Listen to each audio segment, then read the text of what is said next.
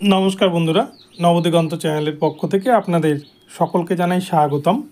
তো বন্ধুরা, আজকে সকালের গুড মর্নিং জানিয়ে আমি আবারও একটি নতুন আপডেট আপনাদের জন্য নিয়ে উপস্থিত হয়েছি আমার নবদিগন্ত চ্যানেলে।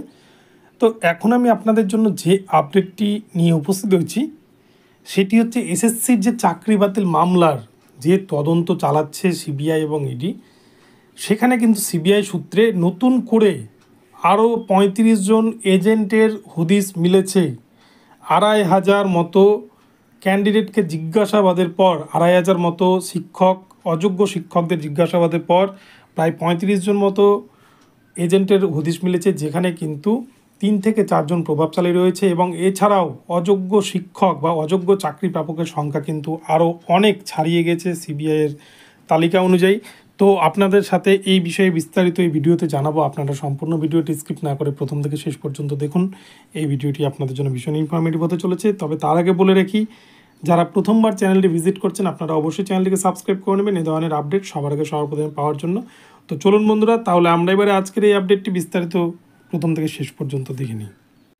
তো বন্ধুরা, রাজ্যে ২৬,০০০ ইন সার্ভিস টিচারদের চাকরি বাতিল হয়েছে, যেখানে বহু দুর্নীতির অভিযোগ, বহু অনিয়ম বেনিয়ম করে চাকরি পাওয়া এবং সবথেকে বড় কথা, এখানটাই কিন্তু রাজ্য সরকারের যদি একটু বুদ্ধি খাটাতো তাহলে কিন্তু এই পুরো প্যানেলটাও বাতিল হতো না এবং যারা বঞ্চিত ক্যান্ডিডেট তাদেরও কিন্তু ভাগ্য খুলে যেত, তারাও চাকরি পেয়ে যেত এবং এইগুলো নিয়ে কিন্তু কলকাতা হাইকোর্টে মামলাও দায়ের হতো না এবং কারোরই কিন্তু সমস্যায় পড়ার কথা হতো না। সরকার এখানে দুর্নীতি করেছে, এটা নিয়ে কোনো প্রশ্ন নেই, এটাতে কিন্তু আজকে সবার কাছে জলের মতো পরিষ্কার। একটা সময় ছিল যখন কিন্তু সবাই এটা নিয়ে গলা উঁচু করে বলতে পারতো যে দুর্নীতি হয়নি, কিন্তু আজকে সিবিআই রিপোর্ট বা এই যে কলকাতা হাইকোর্টের চাকরি বাতিল যেটা সুপ্রিম কোর্টে চলছে, সুপ্রিম কোর্টের বিচারপতি স্বয়ং মন্তব্য করেছেন। তো এই যে বিষয়গুলো এখন কিন্তু সকলের কাছেই জলের মতো পরিষ্কার। তো এই প্রসঙ্গে বলে রাখি, যদি যে সময় ক্যান্ডিডেটরা আন্দোলন করছিল 9, 10, 11, 12, গ্রুপ সি, গ্রুপ ডি, প্রাইমারির, এই যে এত এত আন্দোলন, সেক্ষেত্রে প্রাইমারিতেও বিপুল দুর্নীতি হয়েছে, এসএসসিতেও দুর্নীতি হয়েছে। যদি সরকার চাইতো, সরকার কিন্তু চাইলেই যারা যোগ্য ক্যান্ডিডেট, যাদের পাওয়ার কথা মেধা তালিকা অনুযায়ী, সেক্ষেত্রে তাদেরকে যদি চাকরিটা অন্তত সরকার দিয়ে দিত, তাহলেই কিন্তু এই সমস্যায় আজকে সরকারকেও পড়তে হতো না, কমিশনকেও পড়তে হতো না এবং যারা ইন সার্ভিস টিচার তাদেরকেও পড়তে হতো না। অপরপক্ষে কিন্তু যারা বঞ্চিত ক্যান্ডিডেট, তারাও যে দীর্ঘদিন ধরে বঞ্চিত হয়ে রয়েছে, বেকারত্ব চালে এবং তাদেরকেও কিন্তু এই সমস্যায় পড়তে হতো না এবং কলকাতা হাইকোর্টে এই বিষয়ে কিন্তু মামলাও দায়ের হতো না। কিন্তু ভুলটা করেছে কিন্তু রাজ্য সরকার, কমিশন, তারা কিন্তু বারংবার চালাকি করে গিয়েছে। শুধুমাত্র চালাকির দ্বারাই তারা বারবার দুর্নীতিগ্রস্ত শিক্ষকদেরকে আড়াল করার চেষ্টা করেছে এবং বঞ্চিতদেরকে টাকা ছাড়া চাকরি দেবে না, এরকম একটা কিন্তু বিষয় এসে দাঁড়িয়েছে, যার জন্য আজকে এই পরিস্থিতি। তো যাই হোক, ২৬,০০০ চাকরি বাতিল এবং সেই প্রসঙ্গে কিন্তু কলকাতা হাইকোর্টের বিচারপতি দেবাংশু বসাকের নির্দেশ ছিল যে সিবিআই এই যে টাকার উৎস থেকে আরম্ভ করে এই যে নিয়োগ দুর্নীতি, কোথা থেকে চাকরি পেলো, কেন চাকরি পেলো, কার ওএমআর ম্যানিপুলেশন হয়েছে, কীভাবে হয়েছে, কার মাধ্যমে হয়েছে, কার নির্দেশে হয়েছে, এই যে এই তদন্ত প্রক্রিয়া চালানোর নির্দেশ দিয়েছিলেন বিচারপতি দেবাংশু বসাক এবং মোহাম্মদ সাব্বার রাশিদের ডিভিশন বেঞ্চ।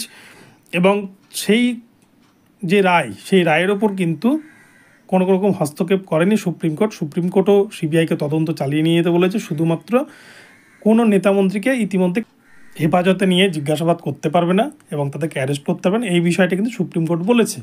তো এই যে নিয়োগ দুর্নীতির তদন্ত করতে গিয়ে আপনারা জানেন সিবিআই কিন্তু তাদের নিজাম প্যালেসে চিঠি পাঠিয়ে 9, 10, 11, 12, গ্রুপ সি, গ্রুপ ডি এর যারা অযোগ্য শিক্ষক চাকরি প্রাপকের তালিকায় রয়েছে তাদেরকে কিন্তু চিঠি পাঠিয়ে তাদেরকে নিজাম প্যালেসে হাজিরা দেওয়ার জন্য বলা হয় এবং এরকম ২৫০০ মতো ক্যান্ডিডেটকে নিজাম প্যালেসে ডাকা হয়েছে এবং তাদের মাধ্যমে তাদের যে জিজ্ঞাসাবাদ করা হয়েছিল যে আপনি চাকরি পেলেন কী করে, আপনি ওএমআরে ফেল করেও সাদা ওএমআর জমা দিয়েও কী করে চাকরি পেলেন, কে আপনাকে বলেছিল সাদা ওএমআর জমাতে, ওএমআরের টাকা আপনি কোথায় জমা দিয়েছিলেন, আপনার টাকা কার মারফত কোথায় গিয়ে পৌঁছেছে, এরকম যে বিভিন্ন বিষয়গুলো, এগুলো কিন্তু সিবিআই জিজ্ঞাসাবাদের মাধ্যমে উদ্ধার করেছে এবং সেই সমস্ত কিছু এখনও পর্যন্ত গোপন রেখেছে।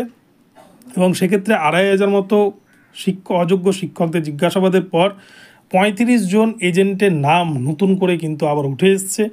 এবং শুধু তাই নয়, এই সমস্ত এজেন্টের মাধ্যমে পার্থ চট্টোপাধ্যায়ের নাকতলার বাড়িতে বসেই কিন্তু একটা ব্লু প্রিন্ট তৈরি হতো যে কাদের কাদের চাকরি দেওয়া হবে এবং টাকার লিস্ট তৈরি করা হতো এবং সেই মাধ্যমেই কিন্তু চাকরি দেওয়া হতো প্রাইমারিতে, এসএসসিতে, এরকম বিষয়গুলো উঠে এসছে। এবং এই ৩৫ জন এজেন্টের মধ্যে ৩ থেকে ৪ জন কিন্তু ভীষণ প্রভাবশালী নাম রয়েছে এবং এদের মধ্যে প্রসন্ন সিংহ রায়, প্রদীপ, এরকম কিন্তু নামগুলো উঠে এসছে, আপনারা দেখেছেন বারংবার খবরের শিরোনামে। তো এই সমস্ত এজেন্টদের নতুন করে কিন্তু আবার জিজ্ঞাসাবাদের প্রস্তুতি নিচ্ছে সিবিআইয়ের তরফ থেকে। এবং এছাড়াও এই যে ২৫০০ অযোগ্য শিক্ষকদের জিজ্ঞাসাবাদের পরে সিবিআই কিন্তু আরও বেশ কিছু নতুন তথ্য উদ্ধার করেছে ইতিমধ্যেই, এবং সেক্ষেত্রে অযোগ্য চাকরি প্রাপকদের সংখ্যাটা সিবিআই এখনও কিন্তু সঠিকভাবে জানায়নি। তবে এটুকুটা জানা যাচ্ছে যে সিবিআইয়ের সূত্রে কিন্তু যে তাদের জিজ্ঞাসাবাদের পরে অযোগ্য চাকরি প্রাপকের সংখ্যাটা কিন্তু অনেকটাই বেড়ে গিয়েছে।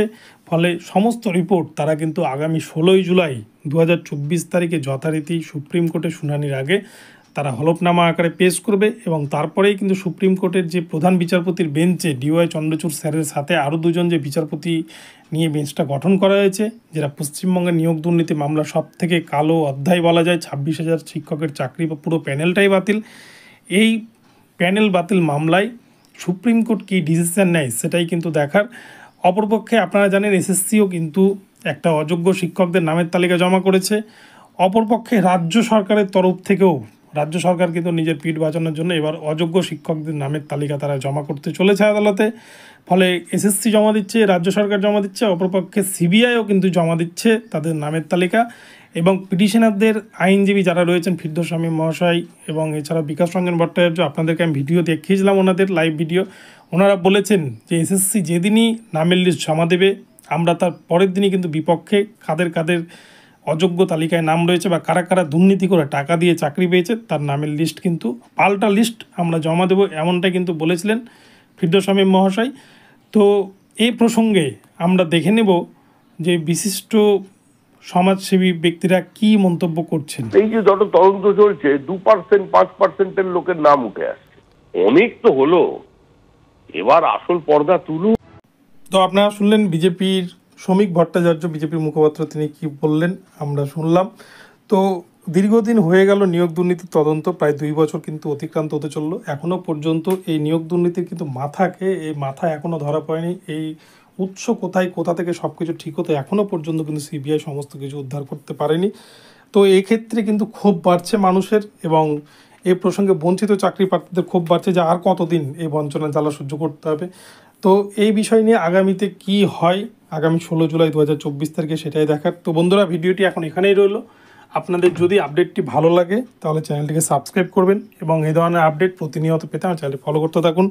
ধন্যবাদ সকলকে। পরবর্তীতে আবার নতুন আপডেট নিয়ে আসবো। দেখা হচ্ছে পরবর্তী ভিডিওতে। ধন্যবাদ।